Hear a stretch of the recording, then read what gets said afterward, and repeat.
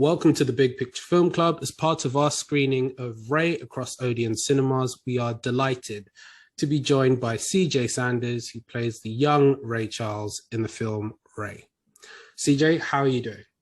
Thank you. I'm doing good. How are you? Thanks for interviewing me.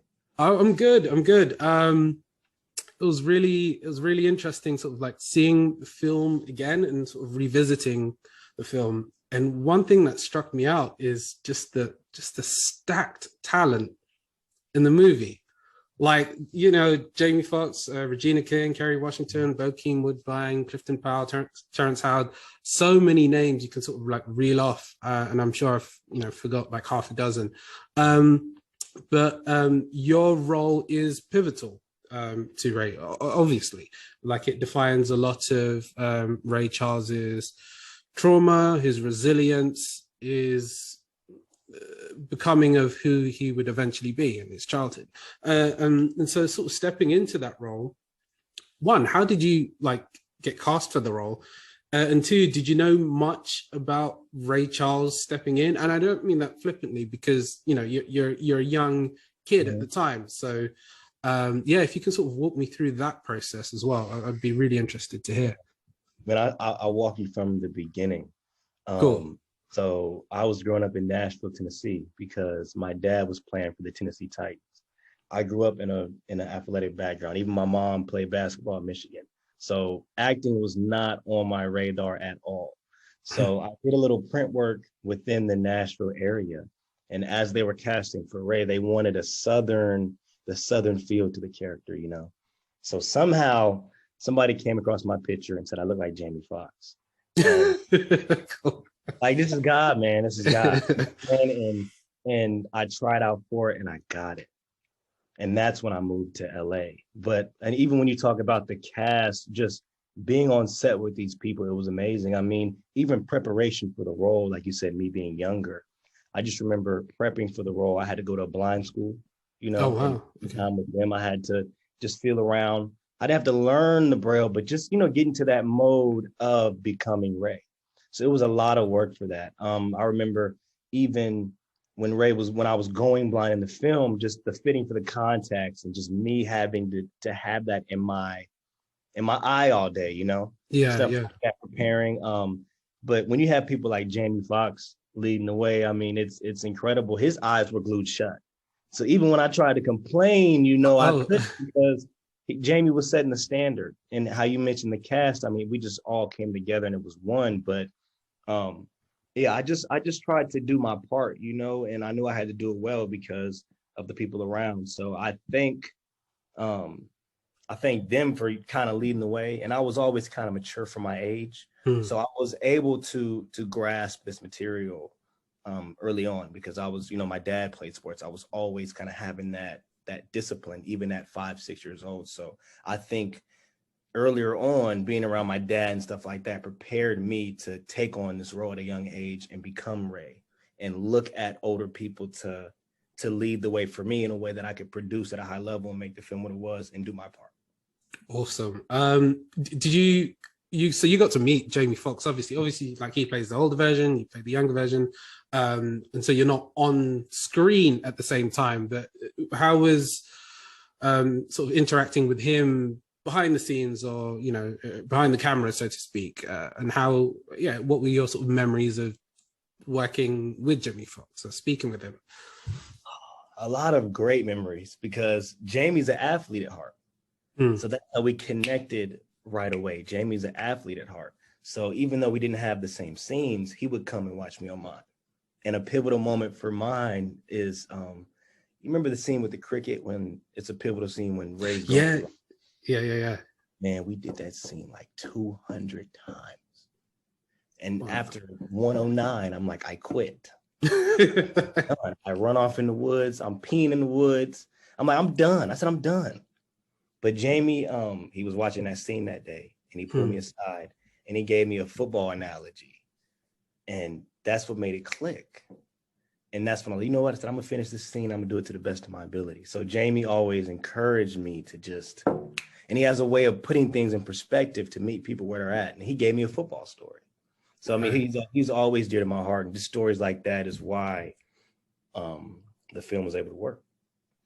And thinking about like the film's release, you know, kind of flashing back to 2004, how did you, you know, how did you feel about the success of the film? And did you, I don't know, age 7, 8, I'm not quite sure sort of what age you're at, but like, did you understand how big it was at the time? And still is, but like you at that young age? I tried to understand it the best I could. Now that I'm older, I fully understand the magnitude, but I just remember that day, and we were in our limo, and somebody opens the door and they tell my parents, "Hey, is he ready for this?" And I looked at my parents, and my parents didn't know. We're all new to it, and they said, "Yeah, he's ready." So, like I said, I was young, but I felt like my life at that time, it kind of prepared me to just be mature enough to handle it. You know, I didn't know what was going on, but I knew I had to hold my own. So I made sure I just was just present and just did the best I could. At the time, I had not the magnitude of that, but I mean, I knew something was special when after the film, the actors and the people that came up to me and spoke to me. Okay, you know, this is something, you know. And one thing that you kind of have mentioned throughout this interview, which I want to touch on, is actually the support network you had through your parents, and how are they sort of guiding force at the time to sort of help you get through the role, because you're dealing with long shoots, you know, you're doing the scene multiple times, and but there's a certain discipline that you kind of need to have in yourself. And how is that sort of instilled from your folks?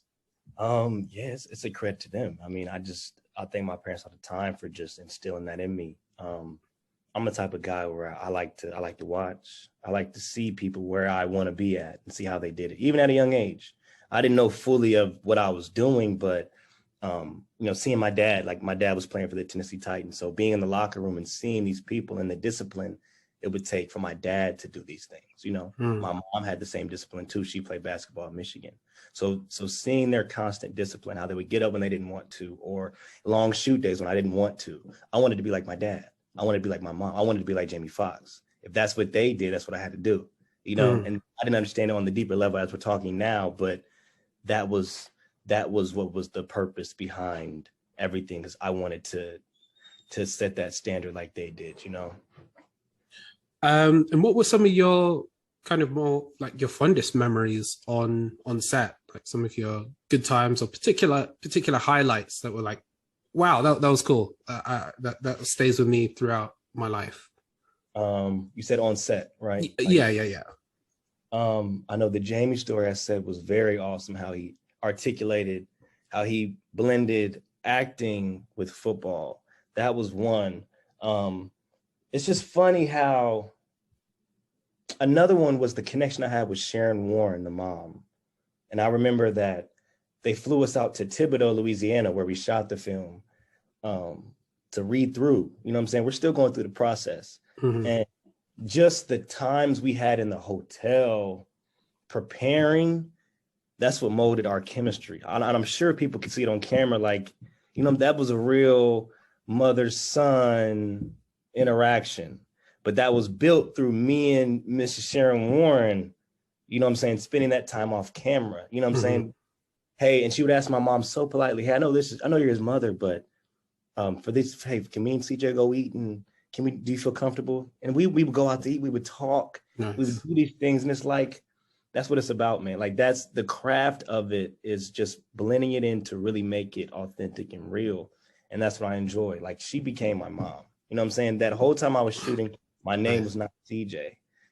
You know, her name, she was in her character as well. So the fact that we were able to blend that, and just you see what it took to get the product. You know what I'm saying? It's a process. So that's the stuff I enjoy. Did you ever get to meet Ray Charles? Like, I know you passed like kind of just before the sort of the film was released. Like, yeah, did you ever get to see him at all?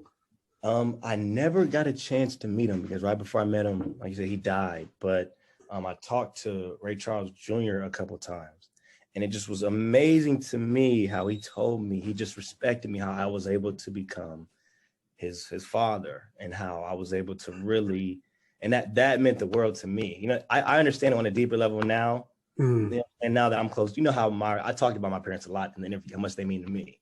You know, his father is gone. So for me to bring that to him and bring to feel that in his heart, it meant a lot to me. He reached out to me a couple of times and just said, just how he thought it was cool how I was able to become his father. And that really stood out to me. And so I know, like, after acting, you went to play football. And so do you ever see yourself kind of coming back into acting, or like what's next for you? Yeah. So like, I played football in college. I made sure I got my master's within that. And now I'm back in acting. So as a kid, I just did it, and I felt like it was a gift of mine. But now, with my being older and knowing my work ethic and what can come out of a finished product with intention, is like, now that I'm in acting, I'm back in acting school. You know what I'm saying? I'm doing the necessary steps to really make this profession now. So yeah, I'm back in acting. This is what I'm doing with my life, and I'm excited to really dive into it honestly, like fully this time, and really be present, you know. That's really interesting that you say that, because I think as a child, like, clearly you kind of have this, you know, the foundation from your parents, and from Ray, you are gifted in your ability to act, to transform, to express. And so I guess, how would you define your growth as an actor from that, you know, young, 5, 6, 7, 8-year-old to the actor you are now? I feel like everything prepared me for this moment, because acting is all about being vulnerable and being able to express yourself, to give yourself without judgment, without anything, you know. And I was a kid and I did that. I didn't have much life experience then, so I've always been a very sensitive kid, you know, and I still am. I have no problem saying that.